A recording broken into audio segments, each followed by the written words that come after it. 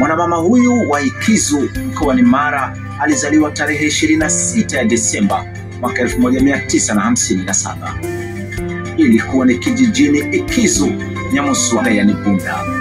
Ni mtoto wa 3 kati ya 7 wa marehemu Chief Mohamed Makongoro, chief wa Ikizu, matutu na rafiki wa karibu kabisa wa baba wa taifa hayati Mwalimu Julius Kambarage Nyerere na mama yake marehemu Maua Sindemba.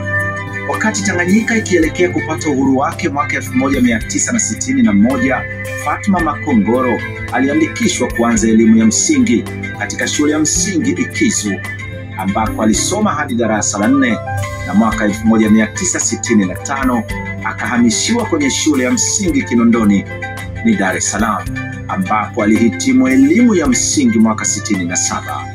Mara baada ya kumaliza shule akaolewa moja kwa moja na kubarikiwa kupata watoto 4, 3 wa kike na 1 wa kiume.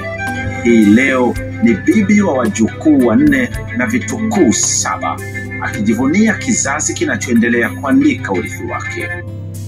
Tangu akiwa binti mdogo, Fatma alivutiwa mno na ulimwengu wa maigizo, ngoma za asili pamoja na ngonjera. Ndani yake kulikuwa na ndoto ya siku moja kusimama kama msanii mkubwa wa maigizo. Aliwatazama kwa heshima kubwa wasanii kama Mzee Kipara, Mama Hambiliki, Mzee Kwagu, na kutoka nje ya Tanzania akafurahia zaidi kumtazama Mzee Onyango, Mzee Bashiri na Mwita Maranya wa tamthilia ya Tausi. 98 alipoamua kuingia rasmi kwenye tasnia ya uigizaji. Jirani yake ambaye pia alikuwa mwigizaji marehemu Bi Sauda alimshika mkono na kumpeleka moja kwa moja kwenye kikundi cha Kaole, ambapo huko akapokewa kwa mikono miwili na wakongwe wa sanaa akiwamo Mzee Kipara, Mama Hambiliki na Mzee Kwagu. Katika mchezo wake wa kwanza wa Hujafa Hujaumbika, Fatma akapewa jina la kisanii Bi Mwenda, jina ambalo limebaki kuwa nembo yake hadi sasa. Hata hivyo, ilikuwa ni kupitia mchezo wa Jahazi ndipo jina lake lilipotikisa anga la maigizo ya Tanzania. Katika mchezo huo alicheza nafasi ya mwanamke mchawi aliyekuwa akiwatesa mkwe wake Juliet Kakuri ama Kemi na wajukuu zake, akishirikiana na marehemu Mlopelo.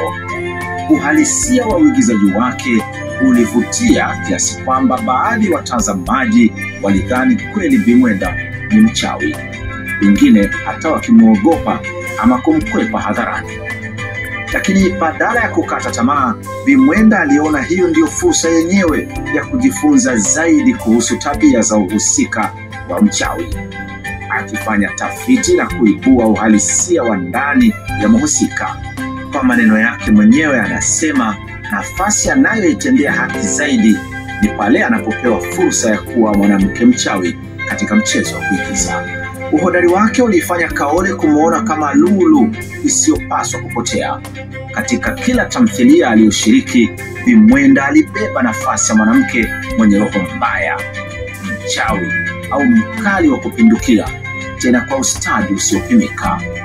Baadhi ya michezo iliyomtambulisha zaidi ni kama hivyo Jahazi, Fukuto, Tufani, Dira, Tetemo, Radi, Maisha, Taswira, Zizimo, Johari pamoja na michezo mingine. Ndani ya miaka 27 ya uigizaji wake, Bi Mwenda amekuwa kioo cha mafanikio ya mwanamke katika sanaa, akionyesha kuwa umri si kikwazo bali ni daraja la hekima na ubunifu. Alipoondoka Kaole baada ya kikundi hicho kusambaratika, Bi Mwenda aliendelea kama msanii huru na akaingia rasmi kwenye ulimwengu wa filamu, huku filamu yake ya kwanza ikiwa ni Riziki, ambayo iliongozwa na Chiki Mchoma na kuzalishwa na marehemu Steven Kanumba. Hiyo ilimfungulia ukurasa mpya wa mafanikio. Alishiriki na majina makubwa kama Kanumba mwenyewe, lakini kulikuwa na Bahati, Madina Mjata ama Zawadi, Chikoka na Vincent Kigosi maarufu kama Ray. Filamu nyingine zilizompa maarufu mkubwa ni Wageni Wangu, Hukumu ya Ndoa Yangu, Bibi Yangu, Mkono Wangu, Binti Mfalme, Subiri Mama, Jungu la Urithi, Witch Doctor, Dendeko Lupero Village, Detective, Chozi la Zinaa, Deni la Haki, True Love, Ukungu, From China with Love, No Way, Johari, Revenge, Kingdom, The Deception na nyinginezo nyingi. Kwa zaidi ya robo karne kwenye jukwaa la sanaa, Bi Mwenda ametunukiwa tuzo 5 za kitaifa, ikiwa ni ishara ya heshima kwa mchango wake. Tuzo hizo ni pamoja na ile ya heshima kwa mchango mkubwa katika tasnia ya sanaa Tanzania iliyotolewa na Shirika la Utangazaji Tanzania TBC mwaka 2022. Tuzo ya mwanamke wa shoka katika sanaa ya maigizo iliyotolewa na Taasisi ya Mwanamke wa Shoka Tanzania mwaka 2024, lakini pia alipata tuzo ya mwigizaji mkongwe kutoka Ustawi wa Maendeleo ya Jamii mwaka 2024, ikiwa ni pamoja na tuzo ya mwanamke mahiri mwenye ushawishi kutoka kwa taasisi ya Thamani Yangu Foundation. Bi Mwenda hana kazi nyingine nje ya sanaa. Anaamini uigizaji ndio moyo wa maisha yake, na kupitia sanaa hii amejijengea heshima, kipato na urithi wa kitamaduni. Ni mlezi na msukumo wa wasanii wengi waliopitia kaole na wale wanaochipukia hivi leo. Anapopumzika hupendelea kutazama filamu na tamthilia mbalimbali, na hasa za ndani ya Tanzania. Ni shabiki mkubwa wa timu ya Yanga ya Dar es Salaam, na kila mechi ya timu yake huipa muda maalum wa kuishabikia kwa dhati. Fatma Mohamed Makongoro Matutu ama Bi Mwenda ni jina lililopambwa kwa heshima na historia katika tasnia ya filamu na maigizo hapa Tanzania. Kutoka kwa binti wa chifu hadi kuwa malkia wa jukwaa, amebeba tasnia hii mabegani kwa imani, nidhamu na upendo. Safari yake ni somo la ujasiri, uvumilivu na utimilifu wa ndoto.